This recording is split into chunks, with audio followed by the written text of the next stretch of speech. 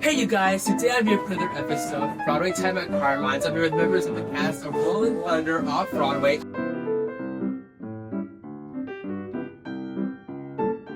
So to start off, what has it been like performing in Rolling Thunder so far? I really loved it because it was a unique blend of music, politics, and emotion. What has it been like for you guys performing in this show? It's been a lot of fun. It's been a really great journey. I'll say for me, like, I love singing rock music. Like, it's like, I feel like it's a part of like myself that I don't often go into.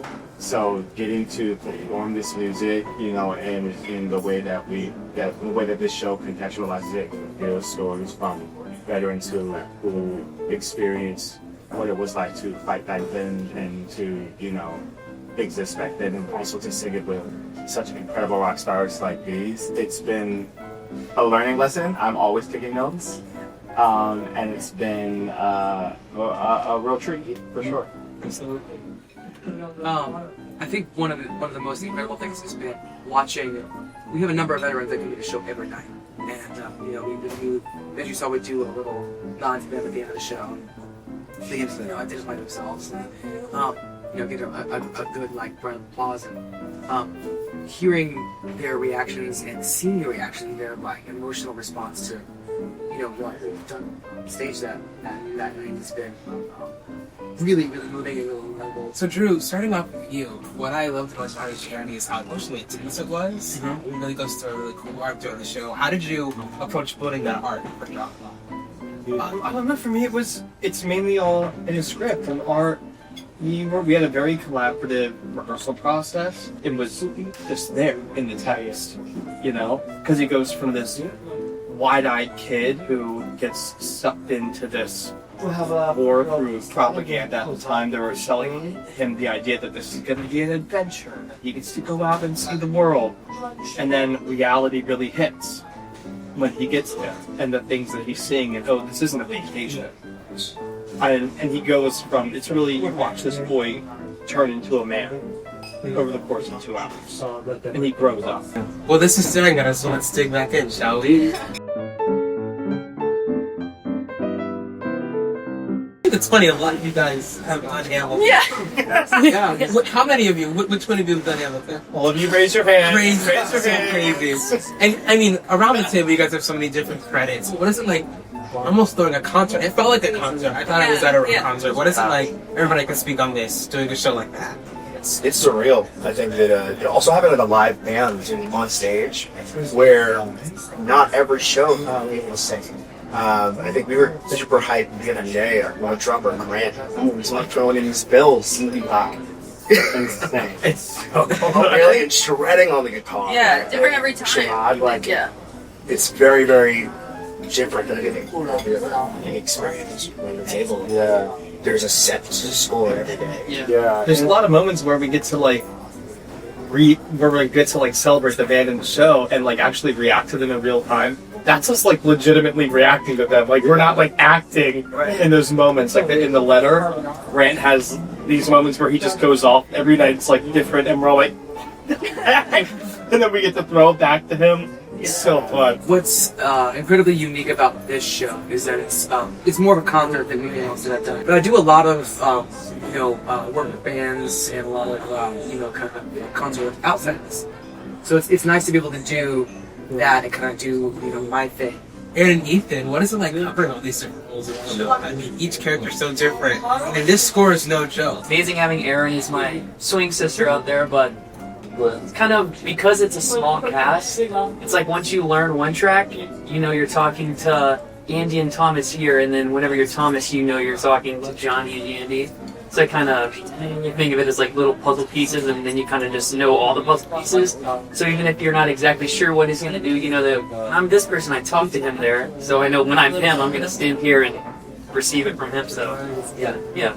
As far as singing at 2 p.m., you don't really ever get to see it. Our very first audience ever, because I was getting sick in the bathroom. It was 25 minutes notice. No. Oh my god! Never touched the prop. And I feel like you were rocking it. Like I couldn't imagine having to do that. It was insane. 25 minutes for the first. Oh, he demolished it. It was insane. Literally not a single hiccup. It was crazy. Like backstage as the show was happening, I would be like, How is this happening? How is he doing this? I was floored. Yeah. Incredible. You know, being a cover in this show, what is it like? Yeah, so I get to cover both the Nurse Kelly track and the Linda track, and it's a treat for me to only have 2 tracks to cover, because if I did 6 in Hamilton, it was 3 tracks and 4 tracks, and so it was like a lot more information buzzing around. So this is a little bit, I can focus in a little more on each one. I got to go on opening night. So it's kind of funny, we had a first preview debut and an opening night debut. Yeah. I had a little more notice than and a little more rehearsal, thankfully. But yeah, it's so fun to sing this music, and yeah, like I have worked with, like I worked with Deon'te before, and I'm getting to see like parts of his voice I've never been able to see before. And you're playing the guitar in the show, which is incredible.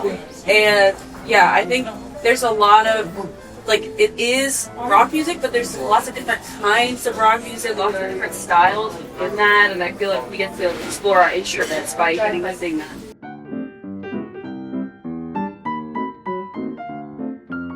For me, there were so many moments where I had chills during the show, from the lighting and the different songs and everything that was going on.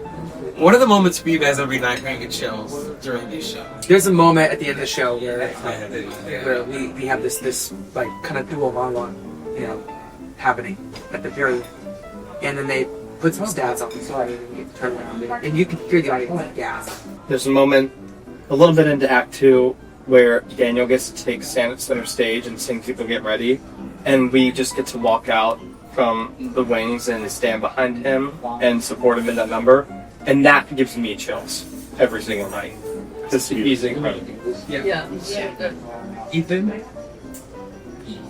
I didn't really like Born to Be Wild and Nowhere to Run, that section of the show, because there was just so much energy in Born to Be Wild, and it's one of the songs that the crowd goes crazy for, and then it's just like the guys on the stage rocking out, and then all of a sudden like boom, don't, and then it's like now everyone's head starts tilting to the side, you know, and then we get into this whole dance number, and I think that's my favorite like 2-song follow-up.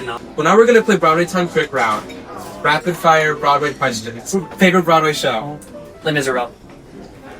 Oh, Into the Woods. Sweetie Todd. What's up, Troy? Never leaving roll. Oh wow, good one. Oh god, I'm gonna be really basic. Rent. Yeah. Dream role. Jean Valjean. Hamlet. You're in a seat. Phantom and Lydia. I love it. Well, thank you guys so much for joining me today at Broadway Time at Carmine. You guys are such a fun group, and you guys are equally as amazing in the show, so you guys have to go catch them in Rolling Thunder at New World Stages until when? When is it? September 7th. September 7th. So get to New World Stages, see them in Rolling Thunder. Thank you guys.